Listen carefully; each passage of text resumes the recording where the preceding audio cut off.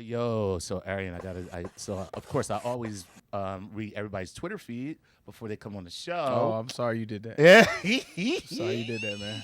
Oh my God, I love it. I talk a lot of junk on No, that. your Twitter feed is awesome. By the way, it's at Arian Foster, and it's Fino is your Twitter handle, and you have on here a video that I have to know if you made the video or did you just post this video, because it's titled this.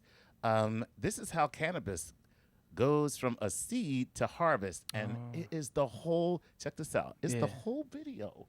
Yeah. It's not my video. I wish it was my video. Oh, this isn't your video. No. Oh, okay. You're just reposting it. Yeah, All I right. just retweeted it. All right, then forget it. I thought you might. I mean, it's an amazing video. It's an amazing video, but I only asked because I thought you might have some weed on you. But So okay, we've been to I the know NFL. somebody in the city, man. We'll holler at you after, All right. after the show. You up after? We got people. This is the Alpha Party special. So we've done NFL. Mm-hmm. We've zigged when others zagged. Where are you on your own particular journey right now? So what are you into? That's a great question, man. Thank you. Can I preface that by saying he caught my attention early because he was talking like no other football player I had ever seen. He was thinking about science. He Took his gum shield out. He was not. He was marching to a different drummer. Yeah. And that drummer had some overlap in my Venn diagram as a scientist. Nice. How his brain is wired. And in fact, you heard him say when he was talking about his vegan experience, he prefaced it by said, saying, "This is only anecdotal. This is anecdotal. Right? I can Or tell I you can my only tell you experience. my We didn't do the experience. official experiment. we don't have It could be empirical true, could be evidence. not true, but here is my story. This is you're talking science. That's how how that sci- works. That's right. That's how that works. Dude. Yeah. Plus, you compose poetry, and so I'm all in your camp. Go. Oh, man. right. Great to hear that. We Go. can end it right there.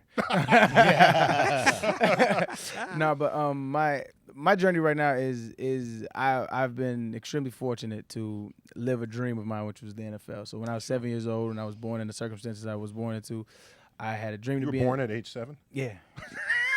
I just woke up at age 7. All I can say It is was an anomaly. I'm just saying that sentence the way that was composed. But that's when When I was started. 7, I was born into a. Okay. It was amazing. But no, that's when my dream in the NFL started.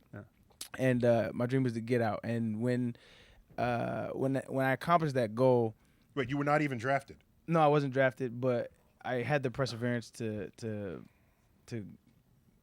finish the goal, and I did that. And throughout the journey, what I learned was just that's, and this is going to sound super fortune cookie, and I apologize, but it's like this. It's like success it's a relative term, and you have to define your success before you obtain it. Yeah. Or else you're gonna be chasing the rainbow.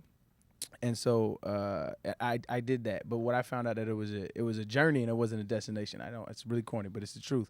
And so I found out on my journey that I had such tunnel vision focus on what I wanted to do that it blinded me to the things that I really am passionate about. And so as I'm living my dream in the NFL, I realize I have access to all of these things that I wouldn't be privy to otherwise. And so I get to sit here and talk to you guys. And so I started to tap that well when I was in the NFL. All right.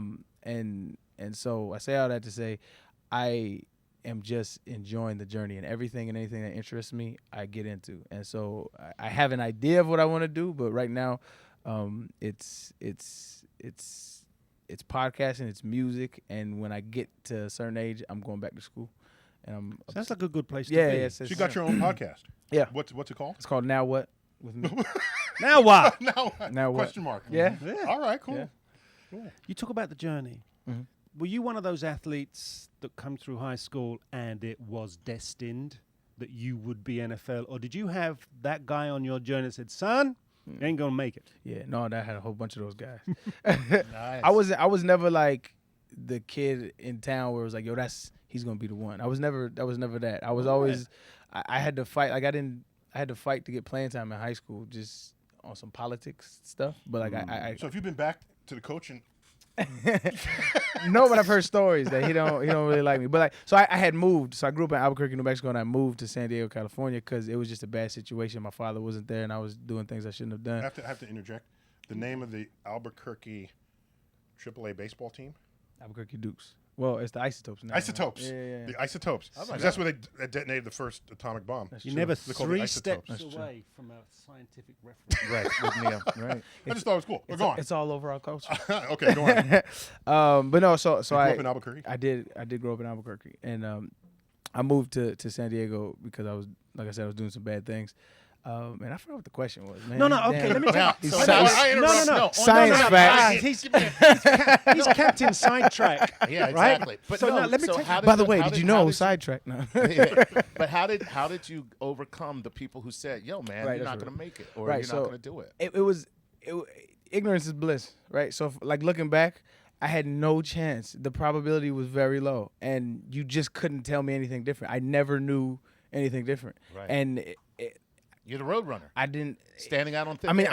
I'm positive that there's plenty of dudes out there who have had the same dream and it didn't work out, and they're still trying to do it somehow, some way, and it will never work out. Well, they believe the naysayers. Yeah.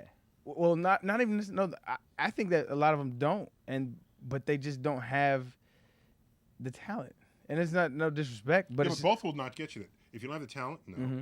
If you have the talent but don't have the drive, and you believe naysayers, then you're not getting there either. it's a multi-variable issue. But Listen to him talk that math. No, he's right. Multi-variable. but No, to- it is to- because to- you know what, the counters are different, and they align, they don't align. Now go back to that part in Albuquerque where you were doing things you shouldn't have done. I'm not going to ask you what they were. Right. I am. Yeah. I have an interesting story. So, Please tell. And you can chime in on this. I had an early experience with psilocybin, and I don't know. We should preface it with you should always be safe with any kind of drug use or any alcohol or anything. But I had an early I was doing. I experimented early. I didn't have a lot of All right. guidance earlier. I had a lot of freedom. We'll put it like that. And I had early experience with psilocybin, and I fundamentally believe that kind of changed the way I looked at the world, and it's why I look at things so analytically now, and it's why I don't see surface level things. I think it had a part to do. I can't say 100%. No. But the more I researched about that actual, Trip. yeah, Yeah. not necessarily trip, just the chemical. Like everybody, not everybody. A lot of people have a lot of the same experiences. It's funny. There was a show on HBO. Or you could take a class in physics. All right. Yeah. I'm going to. and, I'm and, going to. Gonna do land that. in exactly the same spot. Okay. I'm just saying. You get analytical after physics or drugs. I don't know. Which And when you say early, you don't, I mean, it's not like super early. Like you're not like 4 years old, like drinking mushroom tea, going, "I'm tripping my face off." Like, No, I don't have that early. okay, It's funny. There was an HBO show with LeBron and Anthony Davis, and LeBron was saying out of the 11 guys he used to hang around with in high school, 5 were dead, killed. Now, and I'm watching that, and it kind of resonated with my own upbringing. Not that anyone died, but by the time half of the guys I hang around with in high school, 5 of them had been in jail. And you said you got into bad stuff, and you came out of that environment. Do you think that was the moment your NFL career could have possibly begun?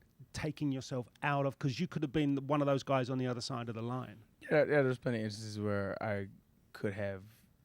my life could have taken another turn. Yeah.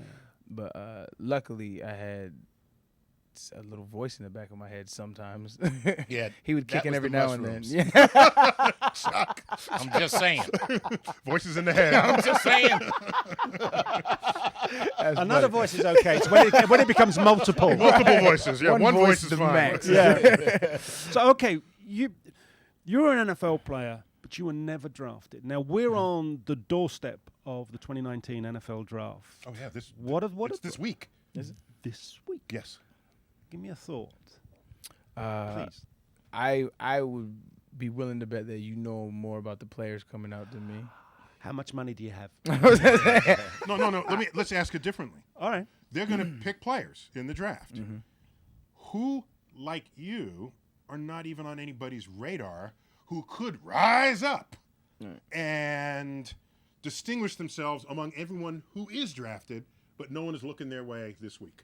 How many of you are out there, and how many are they missing? And is the formula they're invoking the right formula?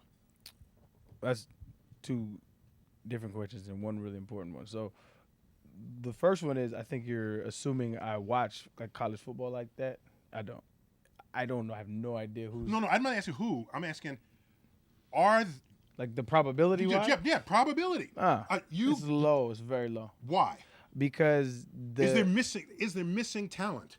There That never got the shiny college highlight reel. For sure. There's 100%. There's 100%. There's most definitely always people that get overlooked. And it alludes to your second question, which was, do they have the right formula for picking it? And I say no. Okay. That's where we're getting at. Yeah. So I say. Can we start just clean? Because it's going to be a social media. Okay, clean. Okay. Just make it more All right, Gotcha. so here we go. Okay. So, this week is the NFL Draft 2019. You were not drafted. True. And you rose up and just were a star and would set records. How many of you are out there that are being completely overlooked during the draft? What formula are they using so that you're not noticed and other players are? Is it the right formula? Yeah, do they just have a better highlight reel person, or what's going on out of college? Well, I think what it is it's a bell curve, right? That life is basically a bell curve, but it's a bell curve. You have guys that are quote unquote the cream of the crop, and you have guys who are viewed as not really that talented, and it's basically the eye of the observer. So it's the talent scouts for the organizations that are picking the guys. And it is of my opinion that they don't 100% know what they're doing. Nice. But No, go on. No, let him finish. But I don't want to disrespect their craft. Right. But But they're clueless. I mean, I used to watch guys get drafted, and I'm like, why? Like, I'm looking at him. Why would you even think he's talented? But it's a multifaceted issue, and there's so many variables involved, and a lot of the times there's business decisions involved in it too, Right. that come into play. So I think anytime you have like business and entertainment, it just becomes It gets muddled, and Yeah, it's it never just going to be what becomes- it's supposed to be. yeah. Let me ask Could you it thi- be they're only looking at the highlight reel of what someone has accomplished, and they're not looking at the ambition reel of what someone will accomplish? Well, that's the thing. He could be the most talented dude in the world, and then you give him $20 million, and that ambition dies. That's it. Right? But then Because that's what he wanted. and you never know. So you you can can't never. know. There's always saying in You're football, literally it's like taking you away the can't- hunger. Yeah, well, Oh. it's a variable. It's possible. So there's always saying in the NFL that says you can't like there's no drill to measure heart. Right. So There it is. No, There you go. there's no algorithm either. Right. And by the way, you give me $20 million, I quit everything. no more It's over. podcasts, dog. It's over. So is It's there? over. I is quit there a everything. It's all done. I quit everything. What you doing? I quit, bitch. That's what I'm doing. You don't have 20 million. Just sit yourself still. My wife, I'm telling her right now, I quit. I quit. He doesn't mean it. She gonna Doing get the half. washing up when he gets home. So is there a perfect set of stats for a running back? Is there a this is what it should be? Or Stats? Is there like he's got to be this tall, this heavy, this quick, got to be able to do this. Is there Is there a prototypical running back? Yeah. I think. Yeah, give him. Well, actually, to that point, like I feel like LaDainian Thompson was one. Yeah, Marshall Faulk was another. Marshall Faulk. We were all kind of early adapters of the new NFL. The new NFL is you have to be a 3-down running back, which means you have to be able to pass protect. That's right. You have to be able to catch the Catch ball the out of ball. the backfield. You have to be able to run Run the routes. ball. And so I was one of the early adapters in that, in the transition to this generation of football now. And so, Sound like an old man now, the way he's talking. He ain't but 30. yeah, man. I remember when we had those leather helmets. That's what he sounded. It was so hard. You know, I just haven't been around football for so long. I feel so disconnected to it. I 100% do. You're That's right. cool, though, man. We did have leather helmets. All right, we got to go. And a trip up down memory lane and the wonderful leather-helmeted NFL players comes to an end. Arian Foster, what a pleasure. Well, you know what you left out? No. My boy's taking jujitsu. That's true. How do Where's- you leave that out of this? Wow. That's true. All right. That's how you Nice. stay in shape. Okay, so That's three. I got to Okay, admit, three. man, okay, so I got to tell you Come on, something. let's For a hear it. retired NFL player, you're in great shape. Thank you, man. Let I me just appreciate tell you that. that. I appreciate Because that. I know quite a few retired players, and they are fat as hell. They balloon. They are just. About jiu-jitsu and the correlation to wrestling. okay, so for those of you still listening, Very specific. that voice in the background is Her Royal Highness of Executive Producerness, and Cut off yes, Chuck in the middle of his joke. That's fine. He's had that happen before. Okay. We'll make this clean. All right, let's start from All the right. beginning. Clean in and clean Okay. out. Okay. So- you ready? Ready? So, Arian, Okay. jiu-jitsu. Now, you're sitting next to a former college wrestler. I am aware. And Back how when they had does, leather I mean, helmets. in this whole raft of things that you've since acting, singing, now jiu-jitsu, where does jiu-jitsu fit into the realm? And Right. how? And why? I would be lying if I said it was something that I was meditating and I met some. Nah, it was my guy called me. Was like, "Yo, you trying to work out?" And I said, "Yeah." And so I met him at the place. He's like, "It's jujitsu," and I was like, The jiu-jitsu friend of yours. "Well, I want to say he's a jujitsu friend. He's a guy I used to play with that now does jujitsu. His kids have been going there for years, and I was looking for new workouts because I spent my life in the gym, and so I don't really want to lift weights and stuff anymore. Mm-hmm. So I'm always looking for new innovative workouts. So I was like, yeah, I'll give it a try. And when I did, I found out that it was a little more than a workout, and I fell in love with it. It's amazing. It's an amazing sport. Cool. Does it work mentally as well as physically? That's what I liked about it. Was if I was telling the doctor over here, it's like chess with the body.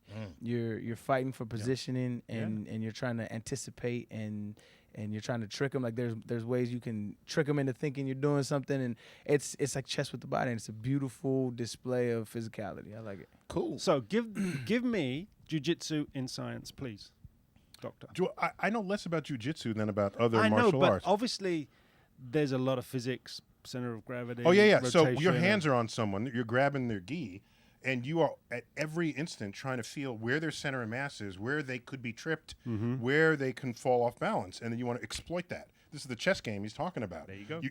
You might move in a way.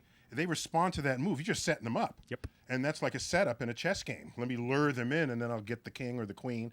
So I think all of these sports that is hand to hand, it's all about the physics of your positioning, your center of mass. Is it lower? Is it higher? How long is your reach? Are you quick? Yep. You could be both thinking of the same move, but I'm quicker than I got you. So all of this, and a football player would be, you'd think, especially a running back, would have very good coordination, balance, and the things necessary to make a good starter entry into jiu-jitsu. I did okay. I did okay. But not in that video I saw you posted. 100%. That was one of the ones I did not do okay. Oh, It's okay. funny, the guy, there was a guy taking photos around everybody doing like the whole class, and he just happened to snap a photo where I was getting tapped out and choked by this black belt, and I had the grimacing face, and I'm like, yo, that's when you decided to press. You learn more from Right. your defeats than you do from your victories. That hurt though. That's the whole idea about learning. Right, that is our interview Arian. today with Arian Foster. And by the way, if you've never done it, go to YouTube and look at his highlight reel. He just leaves folks in the dust as he zigzags his way to the goal line.